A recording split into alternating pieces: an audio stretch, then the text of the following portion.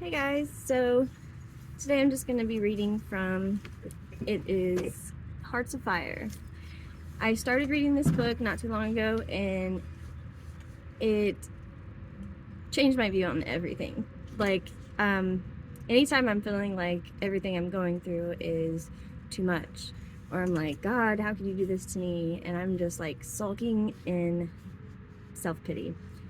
I open up this book and I read even just a second out of it.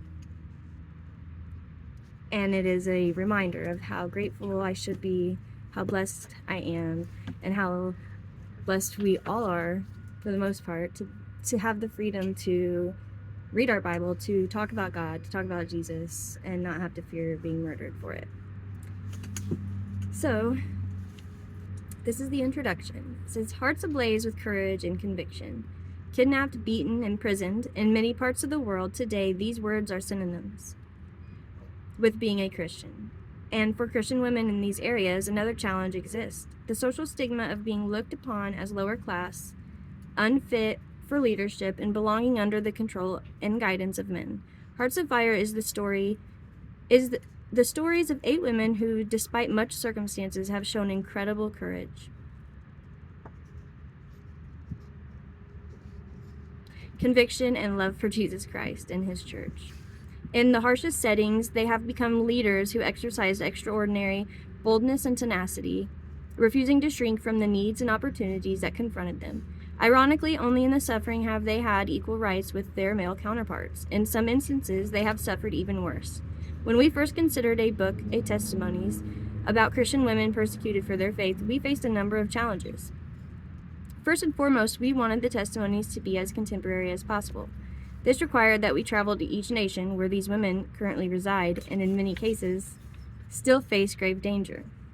We also wanted to present examples of women who had not only faced times of personal suffering, but also displayed leadership qualities in ministry.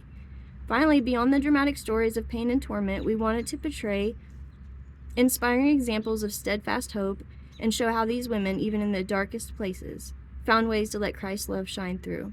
It is important to note that the women highlighted in Hearts of Fire are but a small sample of the countless women around the world who face similar situations. We chose women who would represent a variety of regions where Christians are persecuted, and with whom we could arrange to meet individually. Those we interviewed usually told us they thought others would be better candidates, with more dramatic stories. No one wanted to call attention to herself as an example for Christian heroism.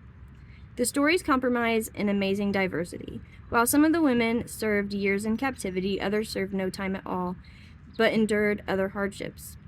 They vary widely in age and represent many different backgrounds. From Christian to Muslim, Hindu to atheist, even more amazing were the similarities of their stories. Each woman displayed a deep drive and a strong conviction that pushed her beyond her frailties? Past human expectation. It is our prayer that you come away from reading Hearts of Fire with a deeper faith and steadier direction for handling life's difficulties. If you are only amazed at these incredible testimonies, we have failed. If you can find in your own life similarities with one or more of these testimonies, and if you can gain strength from these examples of extraordinary courage, we have succeeded, and so have these women, who have so graciously offered to share their stories with you. When we first undertook this project, we planned to include a short devotional thought at the conclusion of each chapter. However, after compiling the stories, we realized none were needed. Embedded within each testimony are precious gems of faith and fortitude.